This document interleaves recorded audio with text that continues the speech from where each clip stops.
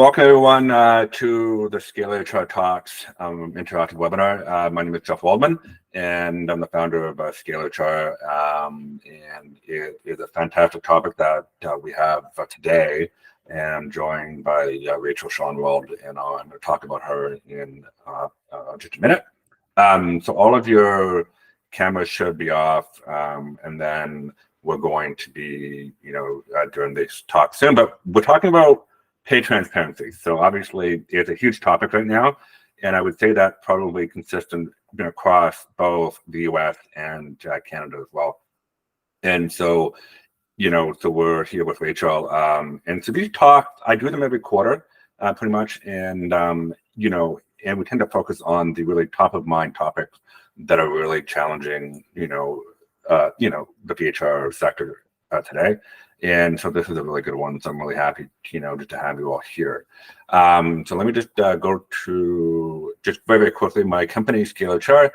We focus on skills, capabilities of leadership teams and also HR teams as well. Just move it down a little bit. And so we do a lot of, different things with our clients, mostly in the SMB tech space. So if you're curious, you can always contact me directly. And so we've been in business since 2020, just after the pandemic started. And so, all right, the agenda. We're just going to bring in Rachel. I'm going to hide myself. She's going to do a fantastic short talk on pay transparency. And then we're going to do a breakout. So that's one of the cool features of this concept, is that, all of you get to break out into virtual groups to talk about what you've heard and learned, and sort of share ideas and strategies going forward. And so I really encourage you to stick around for that and stay for that. And then we'll come back together. We'll do a bit of a debrief, and then a closing. So as I mentioned earlier, we are going to be recording this. So this is being recorded. We'll do a little bit of editing and then share with all of our attendees, and then all of our slides as well. So you will get a copy of the slides and also the video as well, the recording. And so just one other thing too, in the chat, there's a chat feature down below. So if you have any comments, please share them in the chat. And there's also a Q&A feature down below as well. Any questions at all, post them there, and we'll get to them later on in the last half of our session. Okay, I'm going to hide myself, and I want to bring in Rachel Schonwald. She's with Hibob. So Hibob is actually a ScaleHR partner. It's a proud partner of mine. We've been partners for several years now, and we're happy to have Rachel here, and obviously to share her knowledge and expertise when it comes to pay transparency. Rachel, I'm going to hand it over to you. Thank you for being here. I'm going to stop sharing my screen. You can share yours, and we'll get started. Hi, everyone. My name is Rachel Schonwald. I do product marketing and marketing campaigns at Hibob. Hibob is a HR platform we specialize in moderate, mid-size, and multinational companies, but any company can use Hibob. One of the reasons that I'm doing this talk and talking about pay transparency is my love and passion for and curiosity around business problems. And one of the reasons that I joined Hibob almost 3 years ago was I sat down with one of the co-founders during my interview process, and I said, why'd you make an HR platform? Why this? Why now? And his response was, manager empowerment and making sure that managers have the tools that they need, and HR teams have the tools that they need, and HR teams have the tools to make a good company culture and to make the workplace better, is what I've seen in my years and years and years of founding, growing, selling companies. So from the smallest startup to the biggest enterprises, the ability of HR needs to be promoted, and the ability of managers to be good managers, and those tools are the most important thing. And that all comes down to how you build your company culture and how your employees experience your company, which then turns into business solutions like employee retention and employee engagement and satisfaction. And so for me, coming in and seeing these problems and seeing these business problems that I believe, or in my experience, are often ignored or undervalued by, board of directors and sometimes CEOs or other people in the C-suite. I think that they're incredibly important, and I came on board to help build a better solution and to advocate for them and to advocate for these topics like pay transparency. And so I've spent several months diving in.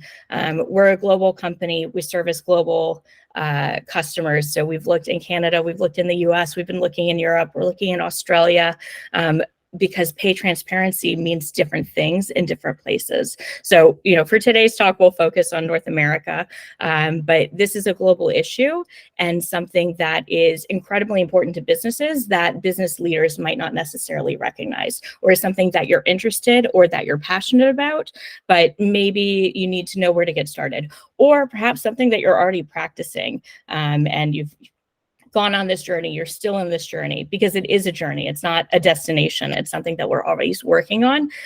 So I'd love to hear from any of you about that as well. So that's why now and why pay transparency. And why pay transparency in general? This is part of the new normal of work. One thing that we've been talking about is, we started pre-pandemic with the new normal is remote and hybrid work. Return to office is not necessarily the right choice for everybody, and every single company needs to be able to do what's best for their employees to ensure productivity. Pay transparency is another new normal of work, and that's due to regulations that are coming into play all over the world. I know that we've started to see them in British Columbia. We've seen them in different states and municipalities in the US. There's different versions of it all over the EU. And because there's more availability of pay transparency and pay ranges, now it's also becoming an expectation from applicants and employees. And so these expectations are rising with the rise of information and the rise of regulations. And ultimately, that's going to affect the competition within the job market, closing that skills gap, finding the best employees. You need to make sure that your pipeline of recruitment, even if you're not scaling in a major way right now, is bringing in the best candidates. And this is one major stop on that road to building that candidate pipeline. And it also affects your job retention and your employee retention. One stat that we found is that 68% of employees would switch jobs for increased pay transparency, even if their pay and compensation stayed the same. So they would rather do the same job, get paid the same amount, but they would switch companies to do that if they knew that there was a policy of some sort of pay transparency. It doesn't have to be open transparency, but that they know that they're being fairly compensated, that there is pay equity and they are aware of it within their job, which is a super high number, and a lever that you can pull when you're looking at your retention rate and making sure that that's as high as possible and it's not costing the business money.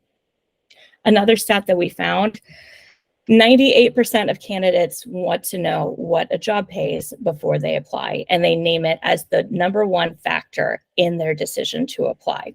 Now, I don't think that this is necessarily a surprising statistic. It's great to have numbers behind it. But that is a huge amount of people that you're possibly losing in your recruitment pipeline if you're not sharing that information. And then even more so, a lot of the job boards are sharing that information based on market data. So even if you're not publishing the pay range of a specific role, Indeed, Glassdoor, they're posting their expected pay range or what they're guessing is the pay range. And that might not be even close to what you're doing, or that might be hurting your applicant pipeline. And so taking control of that is a really important part of this pay transparency journey and a benefit to your business. So we just talked about how it's going to help you attract and retain the top talent, when you're looking for new candidates and when you're trying to retain your employees. But it's also going to drive productivity and performance. We found a study that said that productivity and performance can be increased by up to 50% at companies that have a pay equity or pay transparency policy, because it brings a cognitive benefit to your employees of removing the worries about if they're being paid fairly. So as soon as they don't need to worry about, is the person who's also doing my job on my team being paid more than me, and even more so maybe because of gender or race, or just their ability to negotiate a higher salary. When you take out that worry, people don't come to work with that, and they're able to perform better, and you're able to see that and benefit from that as a business. It also is part of creating a fair and equitable culture. We know that DEI and B has been a very important topic within the industry, and this is another piece of the pie in that. So making sure that you're able to express what your pay policy is, able to let people know let your employees know what that is, and be transparent. Again, it doesn't have to mean that everyone knows every single person's salary, but being transparent in your decision-making, in your company policies, goes a long way in building that trust and building that positive culture and positive work environment. And then finally, avoiding financial penalties or negative press. And so non-compliance, you're at risk. I think in the US, there's some places where it's up to $500,000 in penalties. I think the state of Colorado has given several $50,000 penalties as their legislation was rolling out. So there is a financial penalty that goes along with that. In the UK also, companies of a certain size must publish their pay equity gaps amongst binary genders, so amongst male and female. And even if you have disproportionate pay, you must publish that, and everyone can look it up and see it. And there's even Twitter bots or X bots, I don't know what they would be called now, who publish those stats as soon as they come out. And your employees can see that. And then if you don't publish that information, there are financial penalties for that. So there is a cost of non-compliance, and there's a cost both tangential and non-tangential to your business as a result. Now, it's really easy to get up here and talk about why we should do it, and talk about the importance, and talk about, even what we think about it, but it doesn't mean that everyone's ready to jump in and do it. And it's scary and it's hard. We found that 31% of companies say that their pay programs just aren't ready for transparency. I'm honestly surprised that I would expect it to be a little bit higher. There's a lot of work that comes with this, and then a lot of warts that you might uncover as you're doing this work. And I think that the best advice, and what we've heard from analysts in the industry, is don't be afraid of those warts. Not being afraid of what you're going to find and the work that you're going to need to do and the changes that you're going to need to make is not a reason to not do this or put this aside. You need to embrace those. You need to embrace that it's going to be a process, and start to plan out what that looks like. What is your journey on the pay transparency spectrum? And know that you're going to run into these along the way.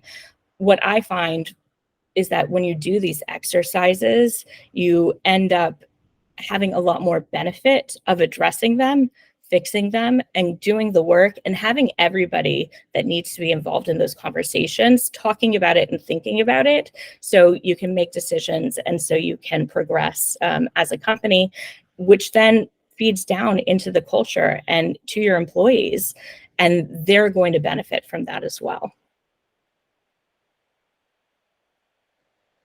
So how do we start? Where do we go? Let's start by just kind of like setting the tone and what we call the range of pay transparency. So you have on the left fully secret, no disclosure, nobody knows what anybody else is making, and all the way on the right, fully open, where every single job has a level and has a salary with it. Now, the fully open, we don't find many of our customers, and it's not something that we do either. That's the US government, the federal government has that, you know, and Canada might have that, you know, on a large scale as well. But that's not a goal.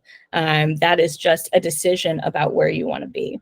What we find is most people are kind of in the middle. So if you're right now, if you have no pay transparency, if there's no transparency at any level of the organization except for, you know, HR and executives about what people are being paid, that is a starting point. And the next level that you could take is making sure that managers along every level, skip level managers, direct managers, know the employees' pay ranges. Now, that doesn't have to be the actual compensation for an individual employee. Rather, what is the range for the role of the people that they're managing? The next is to let employees themselves know their own range. So if I am a marketing specialist, I know that my range is, you know, from X to Y, and that I'm being paid in that, and everyone with that title is being paid within that range. The next level would be letting employees know their own range, and then the next range above. So if you're really committed to career pathing and progression, if I'm a marketing specialist, then I would know what the next range is up when I get a promotion to a marketing manager. Ideally, I would also know what I need to do in order to get that promotion, but that is a different talk for a different time. Next is to let employees know all of the ranges within their job family. So all of marketing operations or all HR BPs would know all the ranges, you know, from top to bottom. So again, if you're looking at that career progression, you know what you're aiming towards and you know what to expect. Finally, you could let all employees know all ranges within the organization. And if you're doing that, then you're likely to want to come out with the philosophy, like very clearly, what's the philosophy behind all of them? And that's a level of transparency that might work for some company cultures and some might be comfortable with, and others might not. And finally, you have that known salaries of every single employee. So you see where you are in the spectrum, you see maybe where you want to be in the future. That might be, 2 years from now, 4 compensation cycles from now, but you can also determine what is the next step? Where do I want to get next? And then once I've decided that, how do I start? So the first thing that you need to do is get your data and determine your pay philosophy. And I see these things as going together. Because you need to know where you are, and then you need to know what you want to do. So making sure that you have all of your salaries, having a job catalog is definitely a very helpful part of this, and definitely a big exercise that needs to be undertaken. So instead of just having titles, you have a job catalog with hierarchy. You can decide what that structure looks like. That's going to help you determine your pay philosophy and make it equitable and consistent within departments or across your entire organization. If you're multinational, if you're remote, if you have people in different places, this is also the time to take that into consideration. Are we going to compensate differently based on geographical area? Let's look at total rewards and what kind of benefits some employees might get that others don't. It's a big exercise, and it's also going to be a place where you're going to start to find those wards and see where you might have gaps in pay equity, the first places that you want to start to correct and to get ready for some level of pay transparency. After you've done that, you've got your job catalog, you've got your data, you set a data-driven range for every single job. Now, data-driven, there's a lot of data out there. We partner with Mercer, and so we use Mercer benchmarking data. That might be a good fit for you. You might not have budget for it. And so looking, even online, looking at the, salary.com and Glassdoor and other places to find that data and to decide where on your pay philosophy you want to go ahead and pay. So I know some companies say we want to pay between the 60th and 70th percentile. So once you've got that benchmark, now you've got a data-driven range, and it's not what you feel like paying or what the manager feels like paying or what an executive feels like paying. It's based on what the industry pays. And everyone who is, involved in this can feel better knowing that you have that consistency.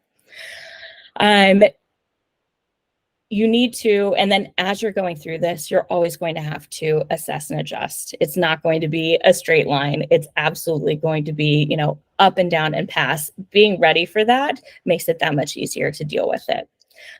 Getting managers involved and letting them know how this is working. So again, as you're adding new jobs during this process, they're not coming and just saying, hey, I think I need to hire this person. I think it costs this much.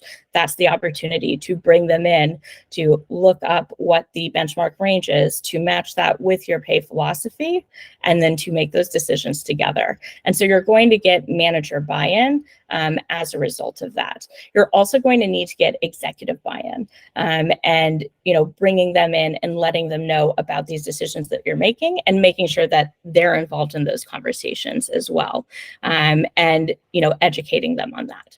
And then you're going to have to always, it's not a one-time thing. It's something that's going to be ongoing forever. But as you're monitoring those and adapting and changing, we're going to see market changes, keeping that benchmark data, going to your networks, going to partners and talking about these things is going to help you with that. So the getting buy-in piece is definitely a big part of it. And so having that compensation philosophy and having everybody within management agree on it is going to make it easier to then go to managers and to your employees and to share that with everyone, to educate them. I think that you will find that many employees don't understand compensation data. They might not understand their total rewards. They might not understand, salary ranges, benchmarking. It's the opportunity to share with them all of the hard work that you're doing for their benefit and to ensure that there's equity within your company, and that you get those benefits of people not having to worry about if they're being paid equitably or looking elsewhere at a place that has more transparency. Benchmarking against peer companies is always going to be a really important part of this, to be data driven. And then finally, speaking the language of the business. So if you're running into trouble with CEO, CFO, with the other executives that don't understand why this is important, even if it's something that you're personally passionate about, turning that into business metrics is a really important part of making the case. So it's, talking about how much money it's going to cost if you're out of compliance. It's about figuring out how much this could increase your retention or increase your candidate pipeline, which is going to save the business money. When you change the narrative and kind of reframe it to be like, this isn't an HR problem, this is a business problem, it's going to bring a lot of value, and they're going to most likely listen to you, get on board, and become an active participant in this. And then also you might want to do some scenario planning. There's the ideal of what you want to do, but maybe the business isn't ready for that. Maybe there isn't even budget to sort out all the pay and equity right now. Figure out how much this is going to cost, what that timeline looks like, what the ideal is, and then what you can do. And having those multiple scenarios are going to help you push this forward. And finally, lean on data. Being data driven means that it's not about what you think or what a manager thinks.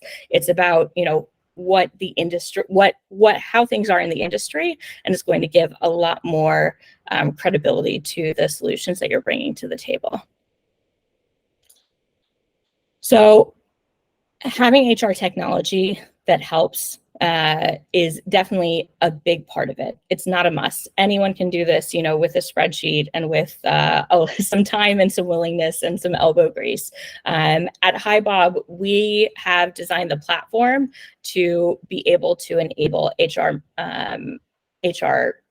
specialists to actually implement this within their system. So we have HR reported market data from Mercer that goes directly into the product.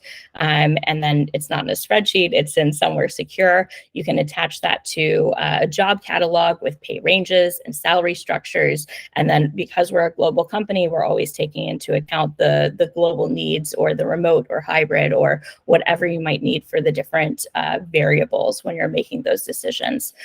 We have analytics so you can assess the pay caps and figure out how much it's going to cost to make those adjustments so you can work on that long-term planning.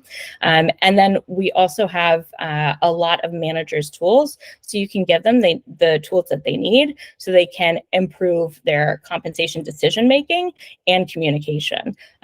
Getting managers ready and involved in this is such a big piece, because as much as we would love for employees to, write an email to their manager and say, in 4 weeks' time, and during our one-on-one, I would like to have a discussion about my salary. That's not what happens. You show up for the meeting, you heard about somebody else's getting paid, or you've got a lot of bills, or you have some kind of external pressure, or you just feel like it's time for a raise and they bring it up. And if your managers aren't prepared to have those conversations, then you as HR leaders end up getting to hear the effects of that and having to help them navigate those situations. So we like to do that all in one easy to use platform, which is Bob. So the question is, what is a good way, if there is, in brackets, to determine what transparency level to start at? So it's a fantastic question. That is a great question.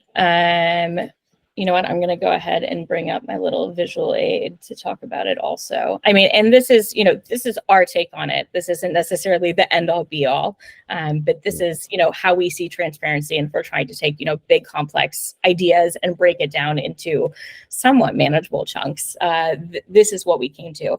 I think that looking, if I was approaching this, I would take a look at, my organization and kind of what are our values. If you've gone through that exercise of determining what your, employee value proposition is, or you have values, what are those, or just what's the general culture of the company, and kind of see on here, which of these do I think is the best place for us to be. And then I would take that as my long-term goal and make my next goal kind of, okay, let's break that down into steps, either these or even smaller. What are the steps in between these, and set each of those along a timeline. And, if I'm looking at long-term goals, then I would kind of push those out into next year or the following year, or how many comp cycles I need to go through, and start setting those due dates for the, smaller chunks that I can accomplish. What are those stopping points? What are those places where I can, do the work and roll it out into the organization? How do I communicate that? What's the communication plan with each of those? I think that's kind of the starting point. Now, with any project management, and that's one thing I am very good at, and I've done a lot of project management. You always need to account for the unexpected, for taking the time to roll something out, see, get feedback on it, run a survey on it, see how it starts to change if you're running quarterly surveys or annual surveys, see how it changes those stats, see how your employee engagement changes, and even just talking to managers and groups and getting their feedback. You want to measure, is this being successful? Is this helping? And am I increasing my retention rate by doing this? Am I getting to am I impacting business metrics while I'm doing this? Okay, no, that's perfect. And so I'm just going to keep going with our questions here, and then so just keep them coming in, everyone. So the next question is, are there any key communication tips to highlight when talking to the wider team about transparency and total rewards? Yeah, great question. That's a really good question. Again, a lot of it depends on the size of your team also, and then what is the communications for your company. So for us, we as Hibob, when I started almost 3 years ago, we were under 200 people. I think we were in like 3 or 4 countries, and now we're more than 800. I think we have 9 different sites, plus remote workers, and it's a lot. And so over the past 2 years, we went from literally monthly all hands with our CEO to quarterly all company all hands that are in 2 time zones to accommodate everyone around the world, plus department all hands, plus site all hands that are all at different cadences. I mean, our HR team spent so much time figuring out what is the schedule and what does this look like and how do people get the right information and how are we not inundating them, but also not keeping it silent. So I would look at your entire communications plan and then, kind of build off of that. So if you're a smaller company that's having monthly all hands, that's a great time to do it. If you're a much larger company that's, a little bit more siloed and doesn't have those opportunities to bring everyone together, then instead of bringing everyone together and kind of, whenever you see like company all hands and you don't normally have one, you get nervous, especially in this economy, find ways to communicate that down through knowledgeable leaders. And when you partner with those leaders, whether it be GMs or VPs or C-suite, and come in with them to their meetings or to their site meetings, when you have, the talking points of what you want to communicate, you'll be able to work with them to, make sure that it's understood by that local team, by their team. And you can, make those tweaks to make sure that it's going to be well received, and also that you're ready to answer questions that might come up. So what about when you have documentation? I mean, obviously that is a really important thing too, because like most companies today have some sort of virtual hybrid work structure. So what are your recommendations for document management? I mean, we spend most of our time trying to find things, right? And so that's a huge, frustrating point. So, is there anything there that you can comment on? So what a plug for Hibob, and this was not set up. We have a whole docs management system within Hibob, and it's for admins, it's for things that only employees can see, it's things entire departments or sites can see. There's a lot of permissioning that's built into that. So let's say that you decide that your pay philosophy is going to be different for different sites or for different departments. You'll want to be sure that you're only sharing the correct information with the correct parties. If you don't have a system that supports doc management, then even something simple like Google Docs or SharePoint and Microsoft. Right. Okay. No, yeah, I mean, that's perfect. Because I always want to have that sort of single source of truth, right? So that people can find things when they want to and not have to feel frustrated by that. Okay, so here's another question for you. So this is a really good one. So how would you handle a situation of an employee being overpaid after benchmarking the job at a lower pay range? Ooh, that's a really good one. Ooh. Oh. No one's You want me to answer yet. that one? What's No, that? we've been doing this for a while and that one hasn't come up yet. I mean, listen, you can't, you can, obviously you can do leveling to that sense. I think that it depends on how much it is and then how widespread it is within the organization. So, I think if you're benchmarking and they're at the top end of the benchmark, but you've decided that your policy is to be mid-range, if it's a one-off, then that's an exception. And, you look at their long-term comp and you keep it as it is until they're level. And you have that conversation with them. It's not that we're taking compensation away from you, but as part of this, we've seen that you're at the top end of the range, you're out of your range. I think another thing to look at is if they're being compensated so high, maybe we need to look at promotion. Have they gotten one recently? Should they actually be put in a different range because the functions that they're performing are different?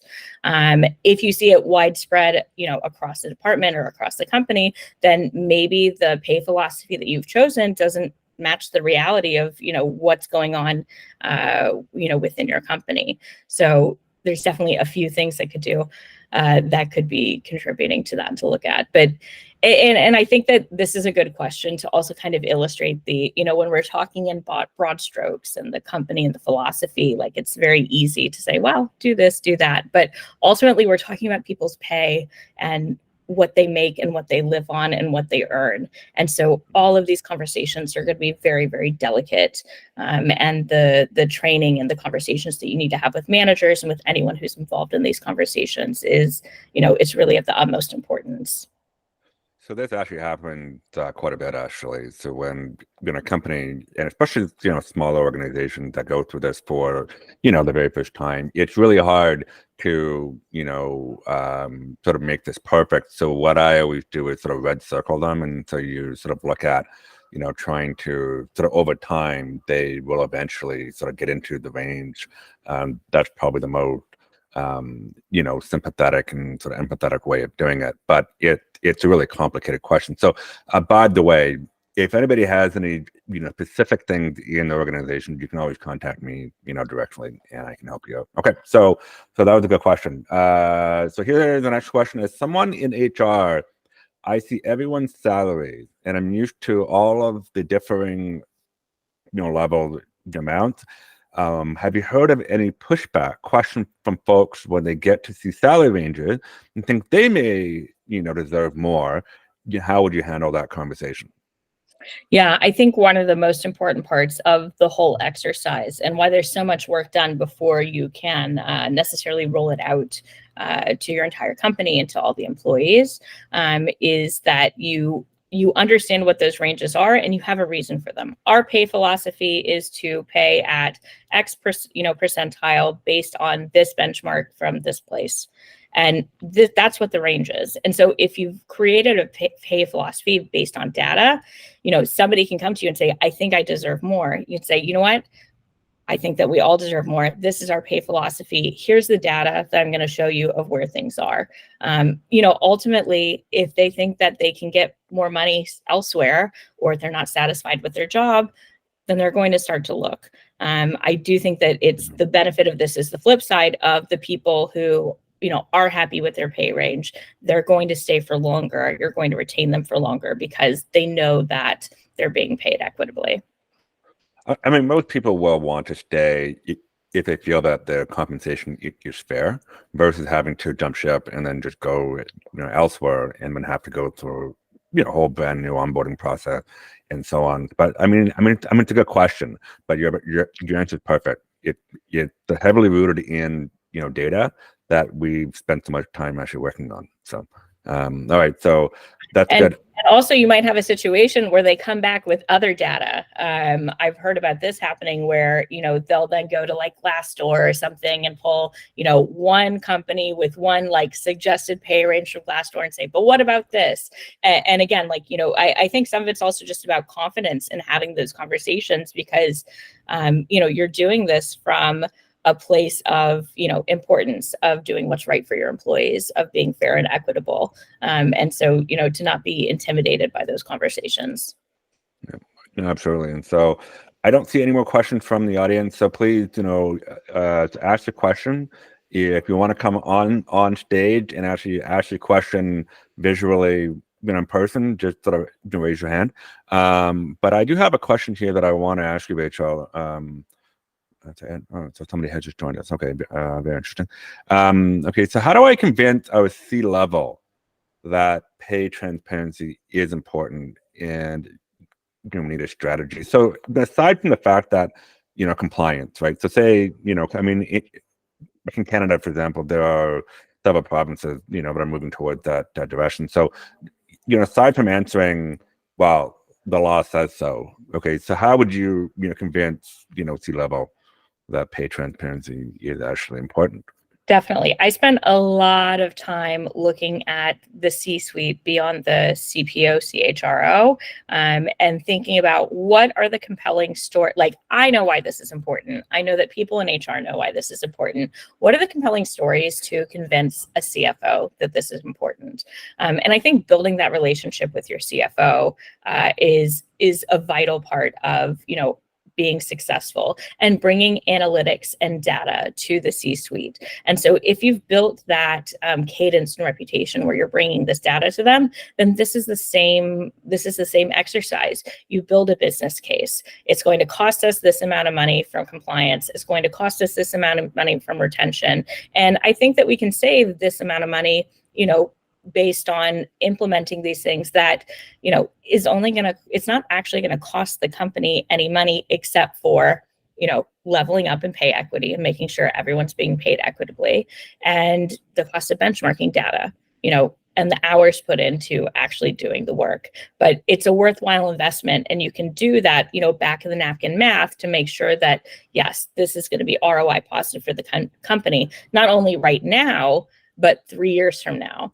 If you're a growing company, if you don't do it when you're smaller, you're going to have to do it when you're bigger, and everything gets more complicated exponentially.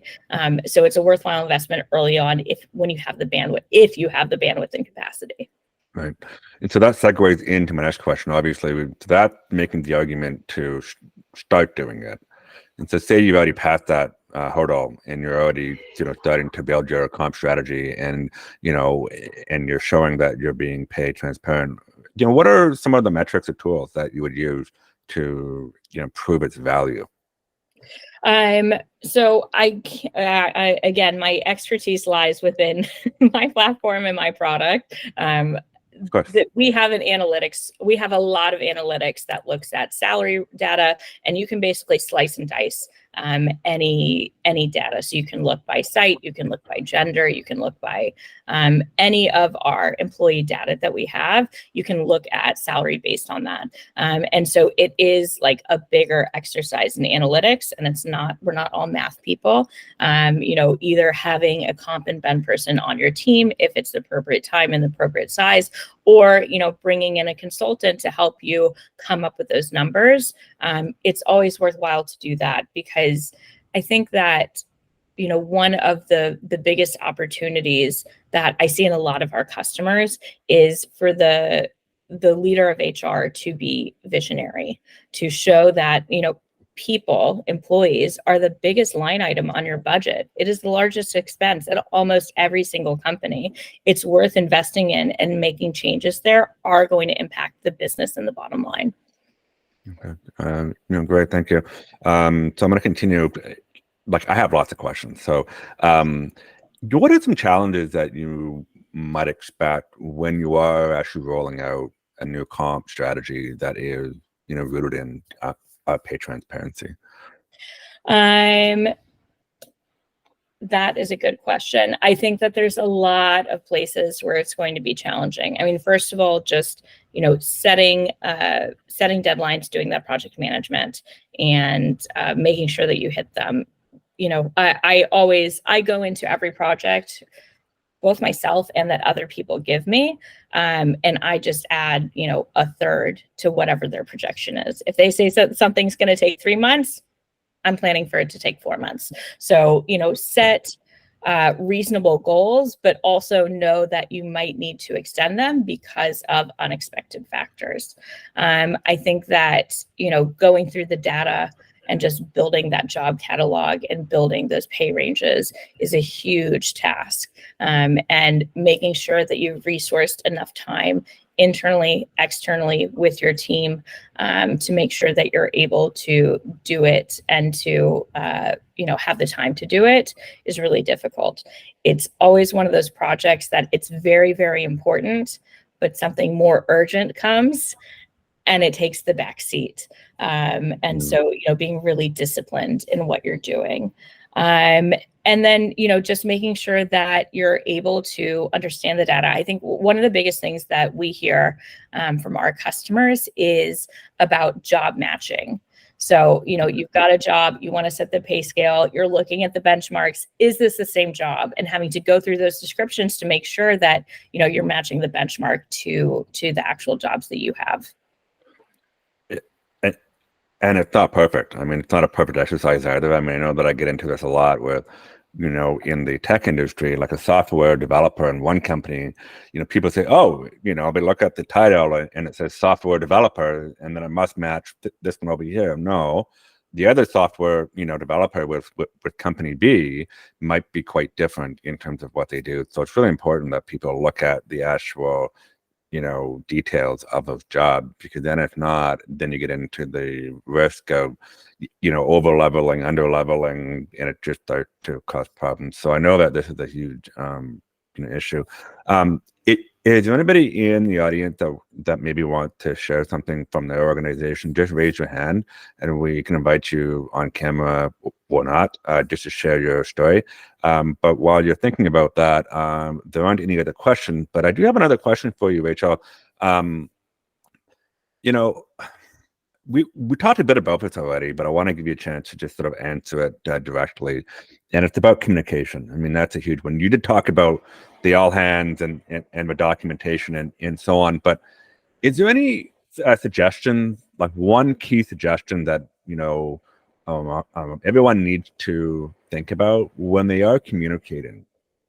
Hey, is it that one thing that always, like, you've seen through all the work that you've done with the Hibob that always sticks out that people need to know?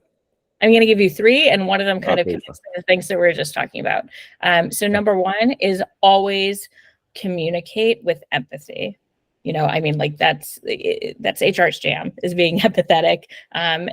Sometimes it's pretty frustrating, but leading with empathy, I think, is always going to going to win you grace, even if maybe there's questions or things that you didn't think about that come up as you're communicating these things. The second one is I don't know. Well, I'm going to do the third one and see if I remember the second one. The third one is, don't let perfection be the enemy of good. So we were talking about the job matching and the title matching, and it's a huge, huge undertaking. You want to do it as well as you can, but if you're looking for perfection, you're never going to get there. And I think having that be part of the empathetic message that you're sending is an important part of it. Remind people that you're humans too, and this is your goal, and this is what we set out to do, and this is how it fits within our values, and then here's the decisions that we made. Which now reminds me of number two, which is, remember that your employees are not HR professionals, and so you want to break it down and keep it as simple as possible, and also try to zoom back and give them as much context as possible. So taking them, like, one thing that we did at Hibob is, when we launched our employee, our EVP, our employee values, we had a committee of employees that actually did the work to create them in conjunction with HR. And I think they had like a 45-minute presentation at our all hands about, what was the process? How did we get here? Why did we decide on these? In doing that, I think we were about 500 employees at the time. And I think they interviewed like 300 employees about what was important to them and, what were the values of Bob. And so when they rolled it out, these are values that we rolled out probably a year and a half, 2 years ago now, and they've really stuck. And there's something that we use all the time. And they're part of our KPIs, finding different values and making sure that we're living by them and working by them are important. And so when you're able to, kind of tell that story, and I would suggest, bring in your marketing executive, bring in your storyteller from your marketing team to help you do this. You shouldn't have to do this on your own. This is a business effort. Bringing them in to help you craft that story and make the pretty slides can really make a big impact. I think that's fantastic. And so as I'm just going to share my screen quickly, I think that's our last question. We don't have any more questions from the audience. So I think I'm just going to, we've got a couple minutes left. Unless someone has a sort of a last minute question, I just want to, Rachel, thank you for being here, obviously, doing this with us. We will be sharing the recording with everybody, as well as the slides. And of course, if you have any questions about pay transparency, compensation, anything like that, always feel free just to, reach out to us at info@goscalehr.com. And so without further ado, as a lover of Giphies and GIFs, and thank you very much for being here, and enjoy, the rest of your afternoon.